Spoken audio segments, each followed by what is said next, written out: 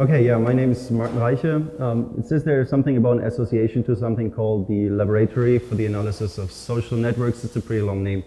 That was kind of an institute project back when I lived in Karlsruhe, and we were trying to grasp scientific research with an artistic perspective, especially dealing with social networks.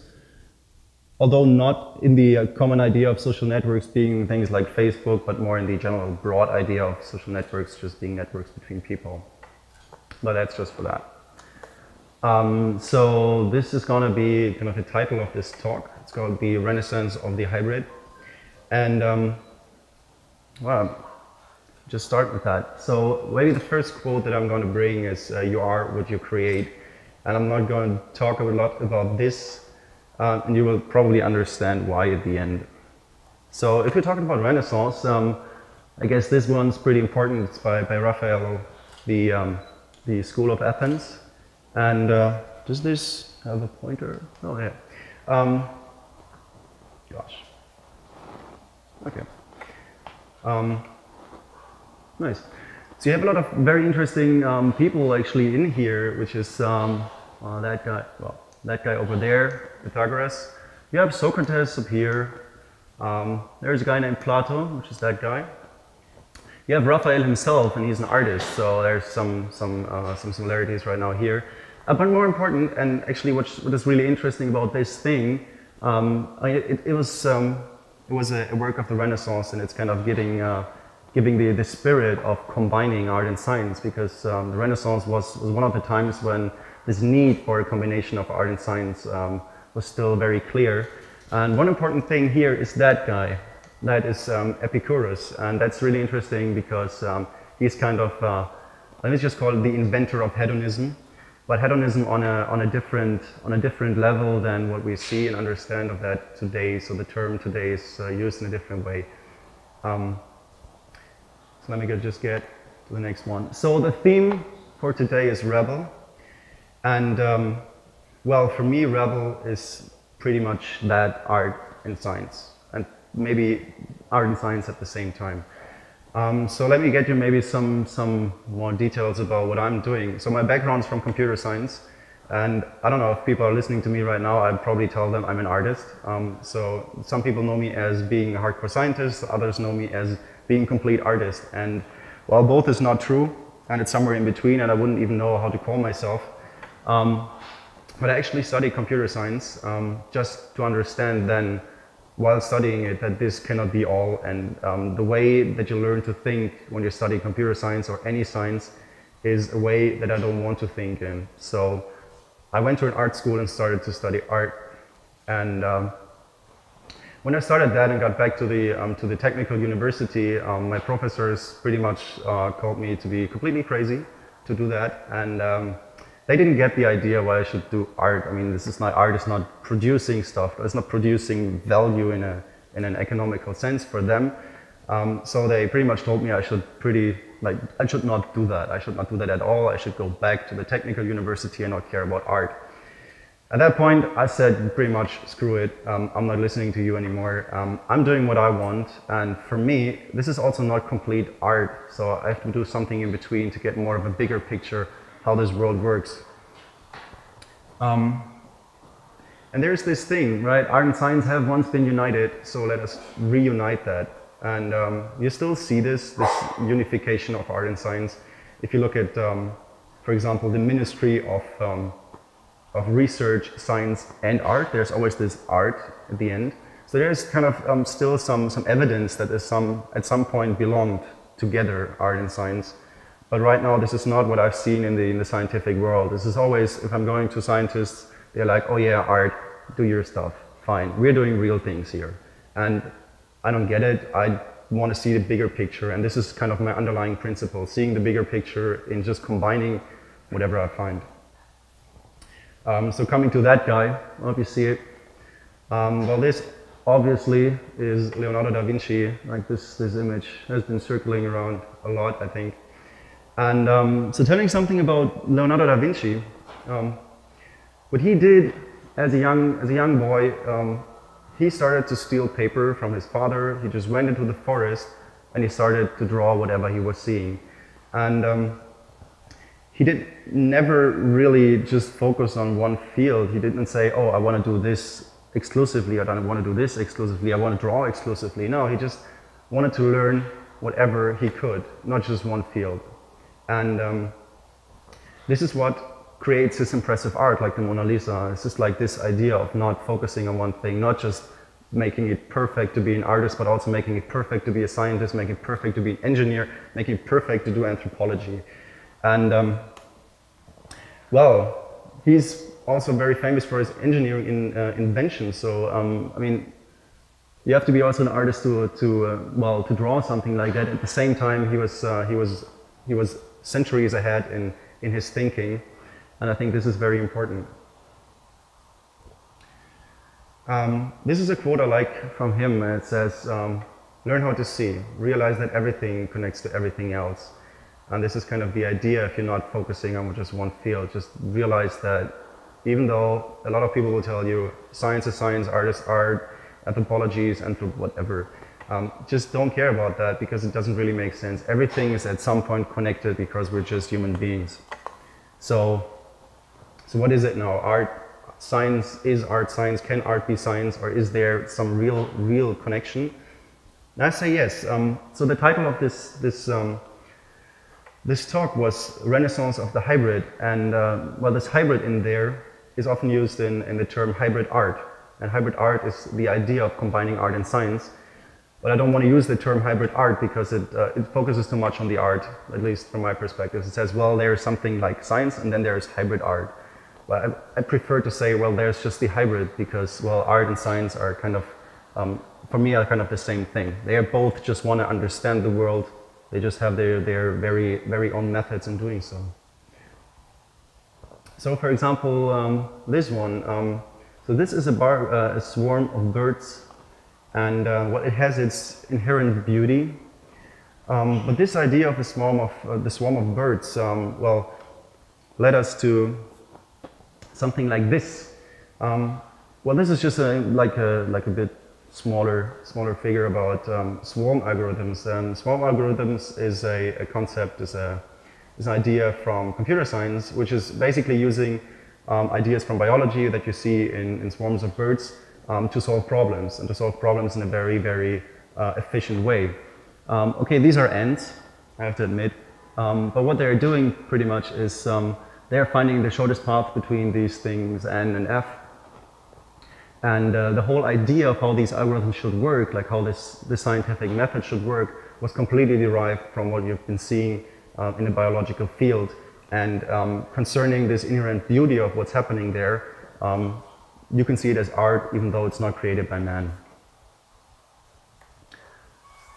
Which kind of brings us to another very important example here, which is the Mandelbrot sets. So it's kind of the idea of a recursive, self-referential spatial structure. And I think everybody's seen this kind of picture at some point. And well, it's often also used in a relation to psychedelic drugs, absolutely. And I can completely understand why that's happening. So this kind of recursive, self-referential thing, which is just a beauty, but at the same time, it is art. But it's definitely deriving from science because it can be explained in a very easy way, in a very short, algorithmic, mathematical way. So this is art, kind of can stem or stems from science. So these are kind of, for me, the 4 principles when I'm dealing with that. It's kind of break the rules, burn down walls, just combine and freely associate. Because in the end, wherever you get your ideas from, if it is from movies, from I don't know, artistic practice, if it's from research papers, wherever, it doesn't matter. It's your association that matters. It's your association how you deal with that, how you combine, and how you work with that, which is really important. And if I hadn't done that, I would still be in some office somewhere in the United States, making huge amounts of money, probably, but I don't care about that because it doesn't help me. It's just giving me money to do something else. But if I'm not doing what I want to do, and if I'm not combining these things to get more an understanding of how the world works, then I'm not happy, and I don't care about the money. So, and this is the thing with arts, right? If you're working as an artist, and I'm kind of working full-time as an artist, it's hard to get money, especially in this city. Well, still, for me, it's the only way to do it, to be happy. So there's a word which is called inspiration, and it stems from Latin, and it just means to breathe in. So what it means is let things from the outside just stream into you, accept them as what they are, because they're kind of the essence of life. Because in the end, you are the guy who decides what you want to do for yourself, and you just have to make sure not to reject any thoughts that may help you to set yourself free, wherever these thoughts or wherever these rejections should coming from. Like, especially if it's your teachers, if it's university professors who tell you, you should not do this, this is bullshit. Well, just don't take it for real, because they might have just their very, very close set of mind. And I'm talking about really like professors who have a lot of respect in the world, and who still don't see these connections, and who still don't accept anything else except their field. So maybe talking a bit more about my work. So this is just one example, and it's very dark, unfortunate. But that's kind of the stuff that I'm working with. I'm working with void, I'm working with the idea of darkness, and I like that a lot. It just also means that you cannot really depict what you're doing, because as soon as you take a picture, well, either way, anything's black, because you're working with darkness, or the other way, you use a flashlight, and then it's just, you're not depicting, in the end, what you did. So this was a project which was done in Heidelberg for a festival. I pretty much had a basement that I could work with, and I could do whatever I want. And they just told me, here's the basement, do what you want. And I just went into the basement, and it's kind of a concrete block, big room, kind of the size of this room that we're right in. And they just told me, yeah, what do you want to do? And I went into this room, and I was clapping my hands, and I was realizing I was producing sound, of course, when I was clapping my hands, but the sound didn't go away. It was standing there for like 6-7 seconds until slowly fading away. So I was realizing, well, this room I have to work somehow with sound, and I would call myself audiovisual artist. So I'm doing a lot with audio, I'm doing a lot with visuals, and at that point I wanted to do an audio installation.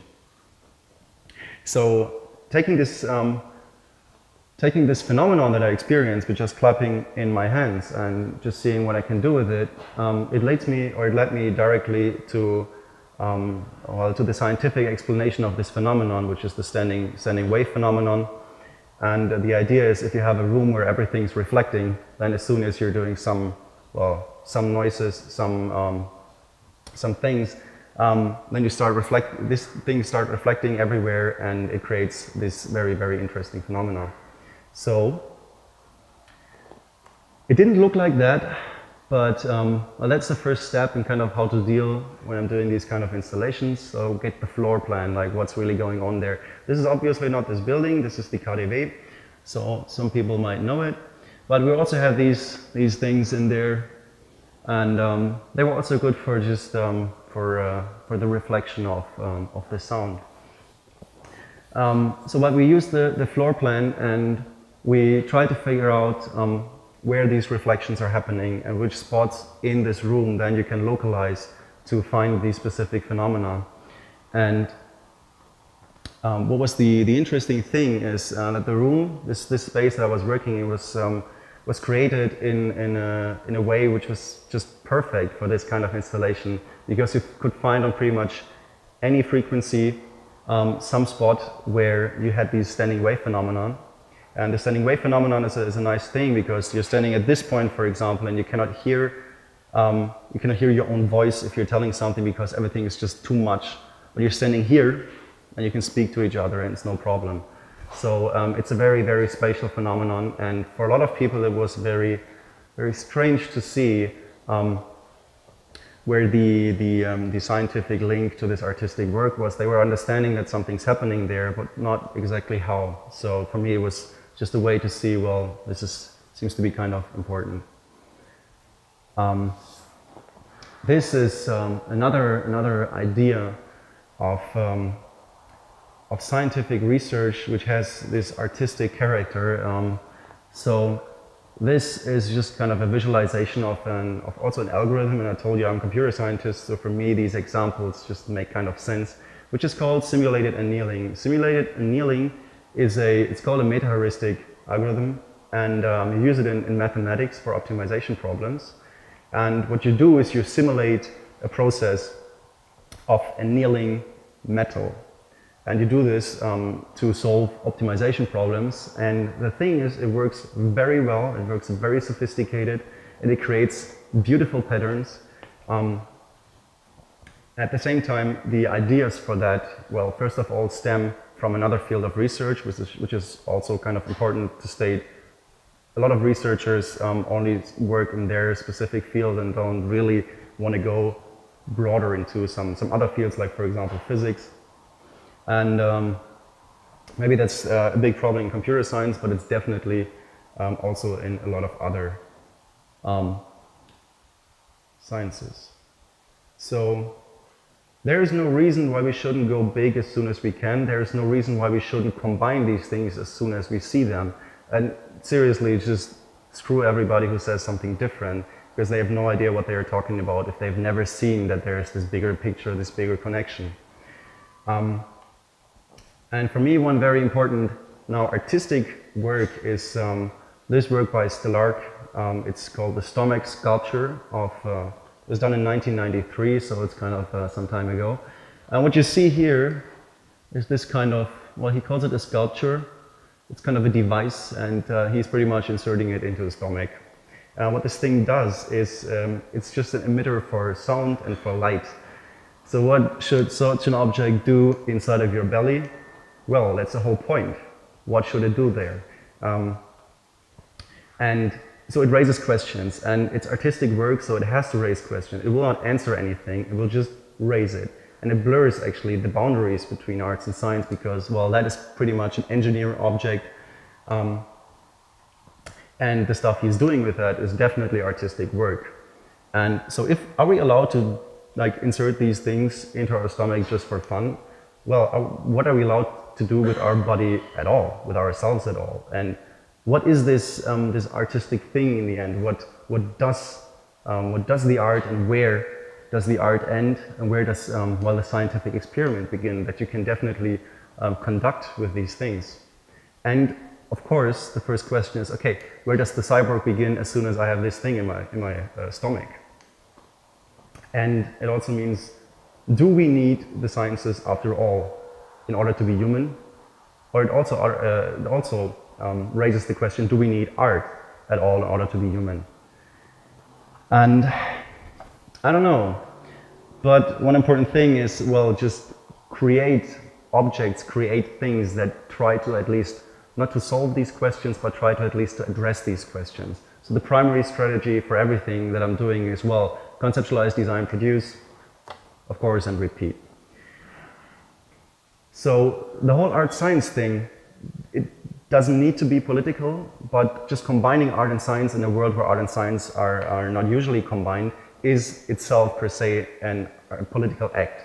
And well, this is pretty dark, but it's a nice installation. It's called Air de Paris, and it was happening in Paris that there was a group of people who were projecting this green little cloud to a cloud of emissions out of this factory, to just make people see, literally just see what's happening to their environment, how the environment gets polluted.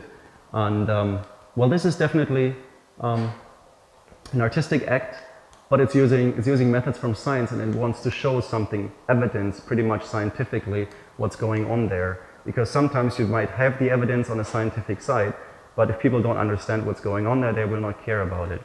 So art science can be a highly political act.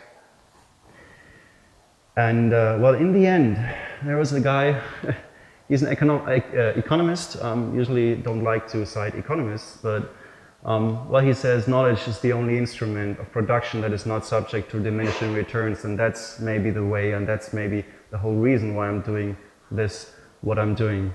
Because in the end, and that's where I come to this sentence again, you are what you create, so please just create knowledge, create more, not just create artifacts, not just create things that you like, but just create something that helps anybody just to understand more, because that's in the end where it's going to. And well, this is kind of the final and very, very simple equation if you combine these fields. And it's not just about art and science. Art and science is just one of these ideas how to combine.